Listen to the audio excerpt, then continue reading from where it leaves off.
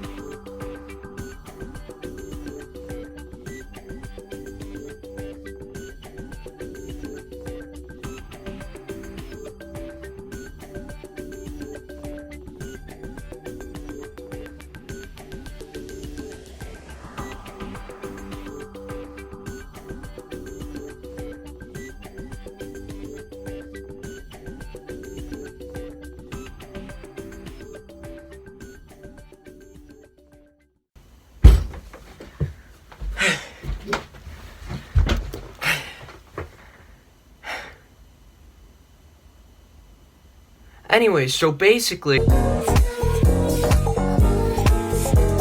So I'm gonna work backwards here. What you absolutely shouldn't do is use like Kevin MacLeod music and then type in Notepad, because then it just creates a really bad tutorial like this. Let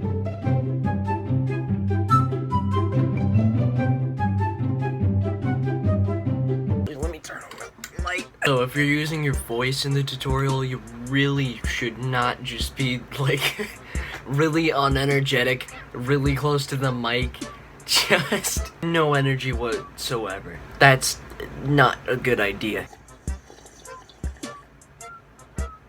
Oh, I guess you also shouldn't use like really bad dubstep along with the notepad. That's a bad thing too. Don't do that.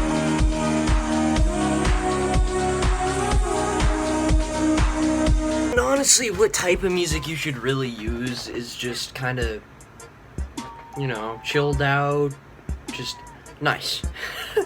That's really the only way I can explain it, just nice music. Not like this.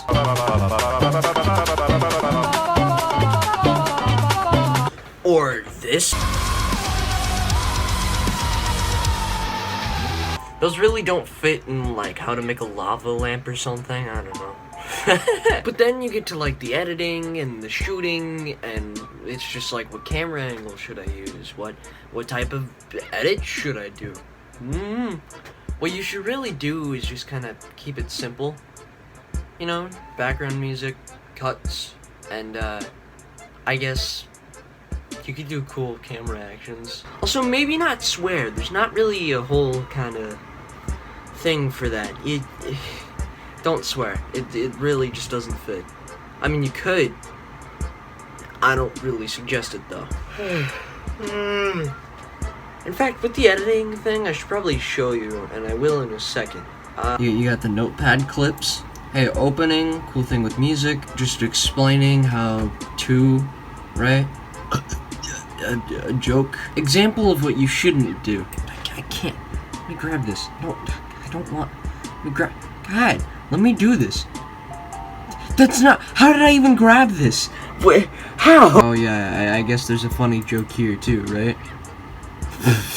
Yup. Wait a second, aren't I editing a how to make a how-to video inside of a how to make a how-to video?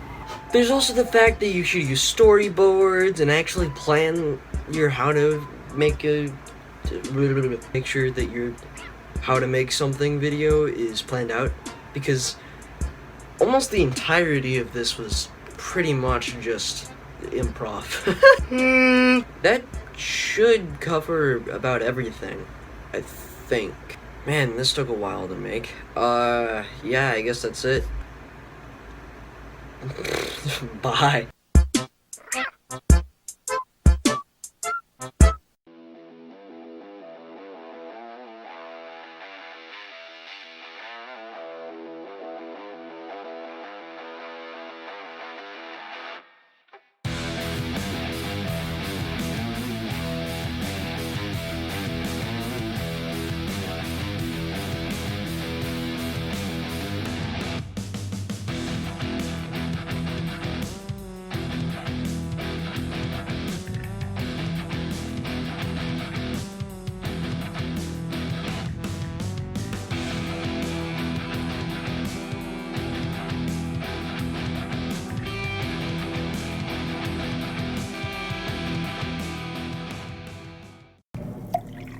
How do you write a song? Well, that's easy, Gavin. Simply, you make an intro, then you add a sort of verse, then after that a bridge that leads to the chorus, and then maybe another verse. Repeat the chorus, maybe end it with a bridge, and maybe a finishing chorus as your outro. Throw in a guitar solo or a drum solo or a couple of good bass lines to add some spice, and some extra stuff you might know, right? Well, you find yourself leaving to go on an adventure, looking up to the grades to see what they did to push the instrument you're learning to its limits. And you end up finding out that what they're doing isn't as hard as you thought it is, once you've really committed to that level. Or you find it so challenging that you end up throwing the guitar away. And that's what I do. I just kind of take a chord progression and then put really fast melody over it, like the people who I've kind of looked up to musically, right? Well, in the end, to me, I've kind of always been disappointed. It's not that great. You kind of always have to come back. you always seem to come back. Do I need a vehicle for this one? Is this one to help or? And I'm completely aware that I will never be like Jimmy Page. Just listen to him. And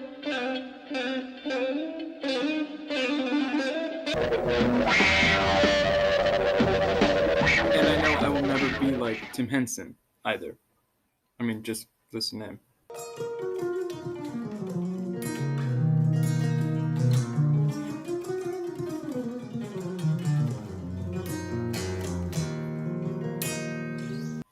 Yeah, and he does that a lot. I'll never be like Clapton or the Beatles, most likely. It's what you play when you've done that. Makes a difference. Help! 1, 2, 3, 4! Got my mojo, got my mojo, got my mojo. See you later. But I found myself doing is just kind of writing over chord progressions and being able to expand on those. And inside those, you can write riffs and complement them so that you have something like a chorus. And then the complex writing goes into something like the bridge or the verse. And it depends. It depends on the way that you write songs. But putting it all together, like how do you do it? First, learn your instrument. And then learn kind of who your instrument is.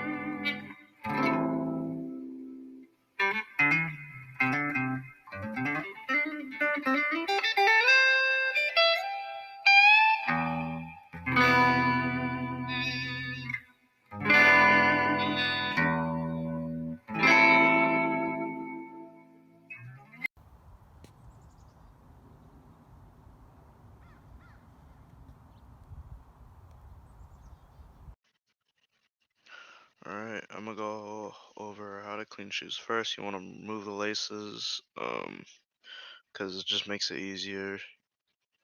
And then you want to fill the sink with water. Warm water, is recommended. I mean, you could use cold water, but it's best to use warm water. Then you want to get the brush, wet it up, apply the soap. I mean, you could use hand soap if you'd like, but I mean, I use my own thing. Then you just want to brush the shoe, make sure you're getting all the suds on the shoe because the suds really like help clean it out. And if there's leftover suds on it, just wipe it down, nothing crazy, just wipe it.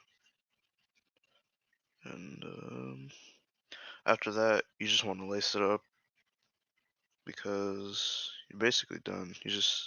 Well, actually, you should probably let it sit and dry before you lace it up, maybe like a couple minutes or the whole day.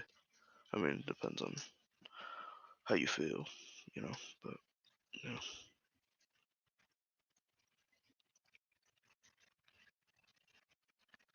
And you just clean your shoe. There you go.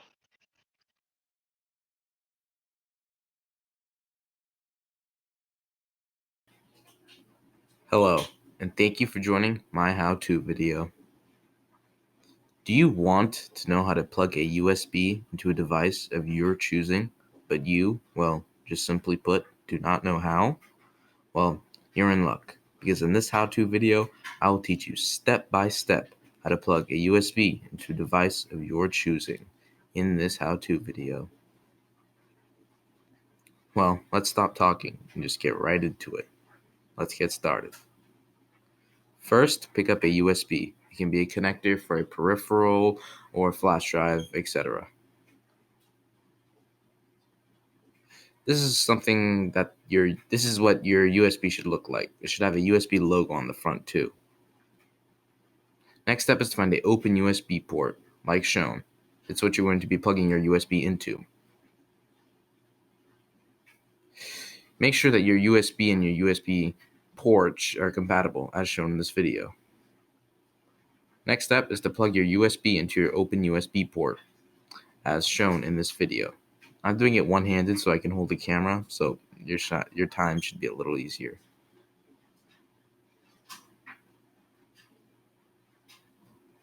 Next step is to test out that your peripheral, in this case, which is a mouse, or your flash drive is working. As shown, my USB is powering my mouse perfectly as the cursor is showing on the screen. Well, that's all. And thank you for watching my how-to video.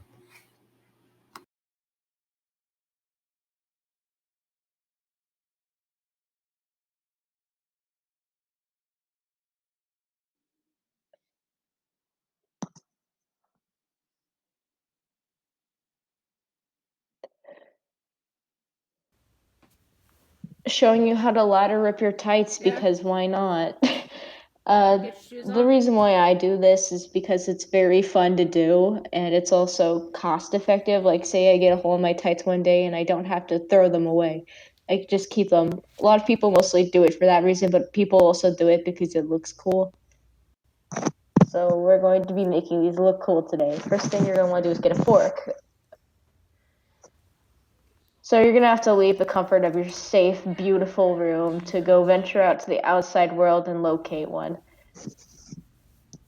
Carefully make it past the hall and locate the drawer where the silverware is kept. Obtain the fork.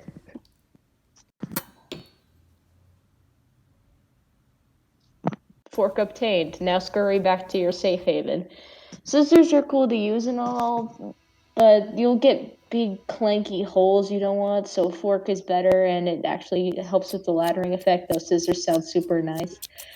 Like really nice. So now that we've got our fork ready, we're going to choose a pair. I'm going to start with the sheer ones first because they are two different types of fabric and it's interesting to start off with that, I guess. Like one's a soft sheer kind and the other one's a hard, more durable substance, so that ought to be interesting. Oh look, there's my sister. So for the sake of recording convenience, I'm not going to have my hand in one loop of the tight, nor am I going to put this on. So instead I'm going to make a stuffed animal do it.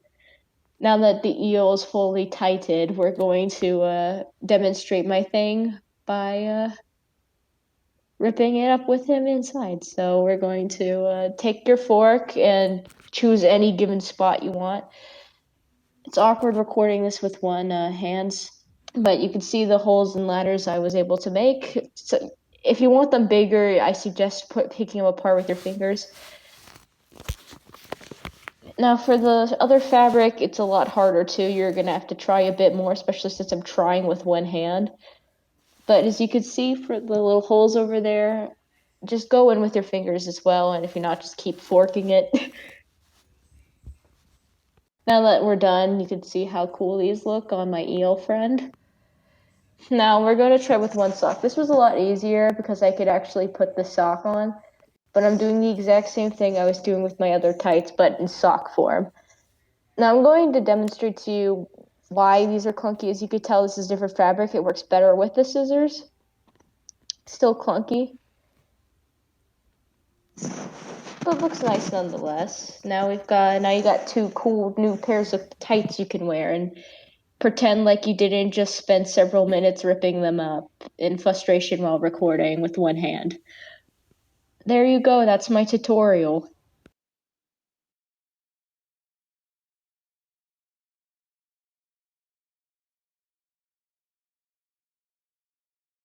Well, that's a wrap on the Young Filmmakers Project. I want to thank all the students for submitting their videos, and I want to thank you for watching, and remind you that you can find past episodes of the Young Filmmakers Project on youtube.com/VanSDTV.